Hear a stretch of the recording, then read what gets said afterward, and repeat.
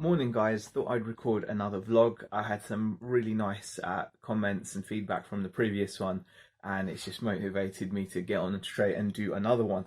It is now Thursday morning, very grey cold in the office, but need to get on with work, and got a busy-ish day lined up ahead. I'm not planning on going out sourcing because don't need to, but there's still plenty of work that needs to be done.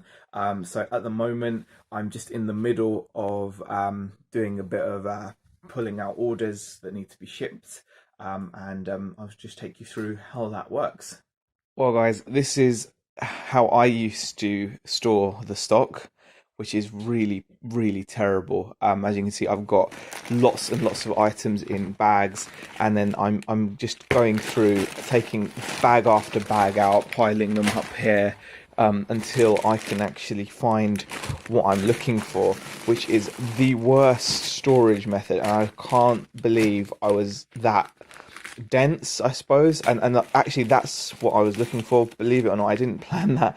That is what I was looking for. I had actually gotten through all of those, and you can imagine how difficult it is to find something in this mess, basically, where each individual line of stock I have just bagged, and I'm just going through, oh, is it that? No, it's not that. Is it that? No, it's not that. And then, moving them out of the way, moving them up here, moving them down there, just so that I can get enough space, because this box is crammed, and this is just one of the boxes. So I found what I need, but this is such a bad way of doing things. On the other hand, this is such a better way of doing it. So when Beck started to help me with the RC parts, it's become so much easier because she used a bit of common sense, which obviously I didn't use, and now all our parts are in bags instead. So we only, instead of having like tons and tons of individual packets to go through, I now only have maybe 6 or 7 of these bags to go through, and each of these bags is crammed with different parts which I can look for on these labels. So I can just quickly scan the label, see if there's a part that I want from it. I think I actually do want that part, 7219, and I can just open this bag, grab that part, and Bob's your uncle.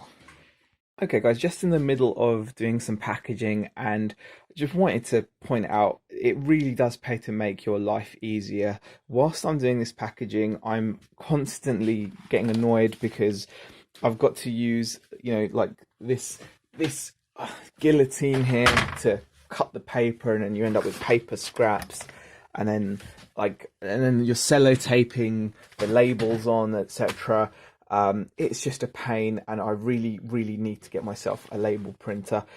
Just to show you guys, it's just what's going out. It's more of the same kind of stuff, guys. It's just like parts.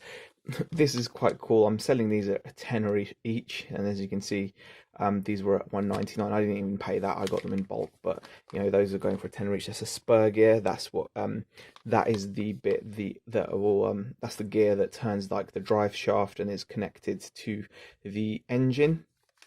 So the engine has like a little pinion gear, and then the engine spins that, and then that spins this gear, and that's what turns the drive shaft. And then you've got like a slipper clutch pad. You've got some little plate joint things and some more things. I mean, battery cover. There's nothing there really. This is a bit different. This is a rechargeable battery pack, vintage for a Nikko. These are actually in demand. So I was surprised at that, but I'm glad those are selling as well. But yeah, really frustrating to have to do this manually. I really need to get myself a label printer. This thing I love is like a letter guide, because I found that I bought these eBay envelopes and they were meant to be large letter, but they don't fit through unless you tape the edges. I must have miscalculated the size when I ordered them, but now I'm having to just for peace of mind, if anything else, I'm having to now spend extra time just taping one of the edges down so that it can actually fit through the large letter size guide, and you can see it just fits there nicely. But with that unfolded, it's just like a little flappy bit really on the envelope. It makes it too wide, so these envelopes are really annoying. I'm gonna have to work my way through them slowly. Hey guys.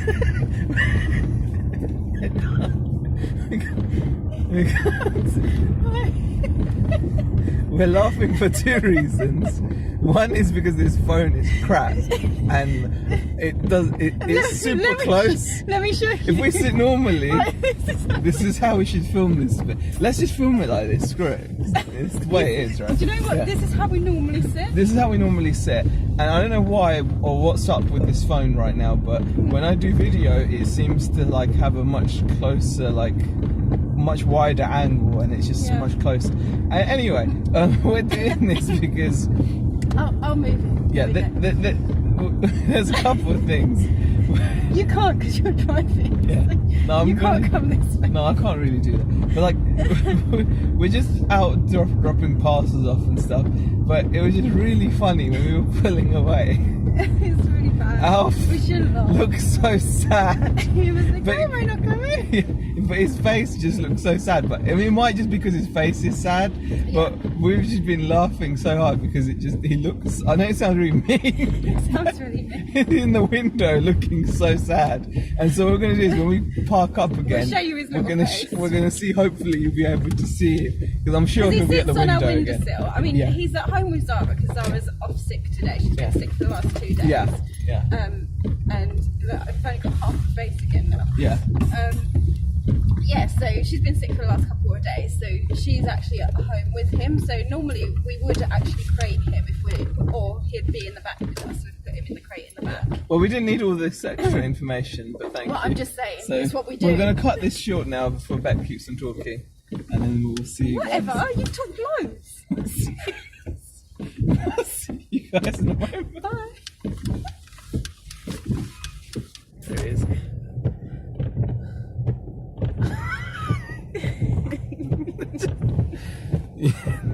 Elf.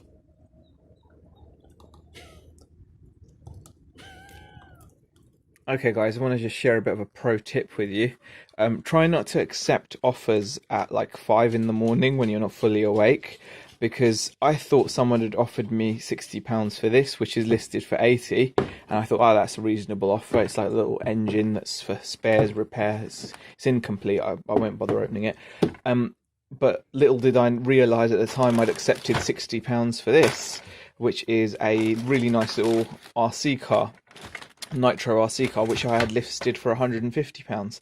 So I've potentially just, lost out on a fair bit of cash because I wasn't fully awake. They haven't paid for it yet, so I can always hope that they won't end up paying, but we'll see. Morning, guys. It's now Friday morning. I didn't finish the vlog off yesterday as I intended to, so I thought I would just let you guys know what's going on this morning and wrap it up here. I'm going to just do a bit of packaging, so show you guys quickly a couple of parcels that are going out and a bit of good news regarding that wrong item best offer that I accepted. If there's any noise coming from the background, I apologise, that's just Beck being noisy wrapping parcels.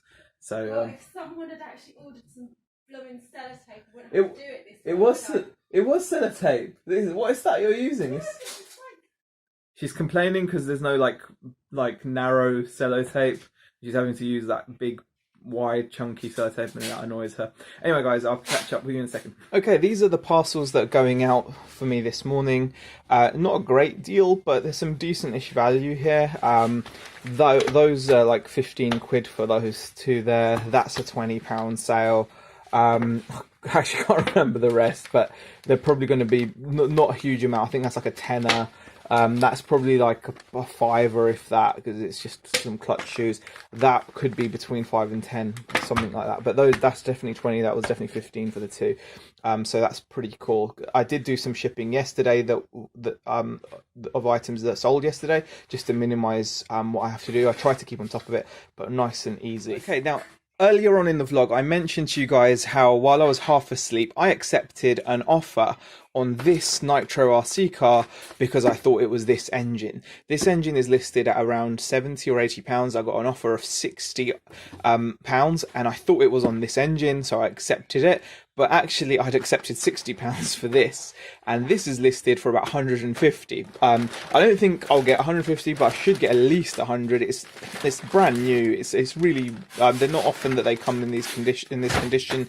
It's a little Nitro 1/16 scale car. So So the guy offered me 60 and I accepted. I was a bit gutted when I realized I'd accepted 60 on this rather than on this engine, but I was going to go along with it because it was my mistake. But luckily the guy messaged me to say if I would take it back, and at that point I immediately cancelled the sale using buyer asked to cancel the order, which was brilliant. So as soon as he said, can he cancel the order, I cancelled it. I was very happy. And then he messaged me to say, would I sell the engine on its own? And I was like, no, I'm not splitting. And then he messaged me saying, oh, can I buy it later? And I've just ignored that message because he can buy it later if he wants, but there's no way I'm going to accept 60 quid for it. It was a big mistake on my part, but I'm really glad and lucky that it went in my favour, that he didn't want to pay 60 quid. I would have paid 60 quid all day. There's profit in that. It was a mistake on my behalf. So there's that. But other than that, so that's like a close shave. You know, bear in mind, guys, do not accept offers when you're half asleep because you can make silly mistakes. I'm just grateful I didn't accept £60 on one of my more expensive items. Imagine if I'd accepted a £60 offer on something I was trying to sell for 200. I'd be really gutted. So I'm glad it was, you know, it was an item that I'd been happy to get 100 for. So 60 is still bad because I've lost 40 quid, but you know, I would have lived, but I'm glad that I didn't even have to do that. Anyway, guys, I hope you enjoyed the vlog. I'm going to wrap it up here, and I will see you guys in the next video. Thanks for watching.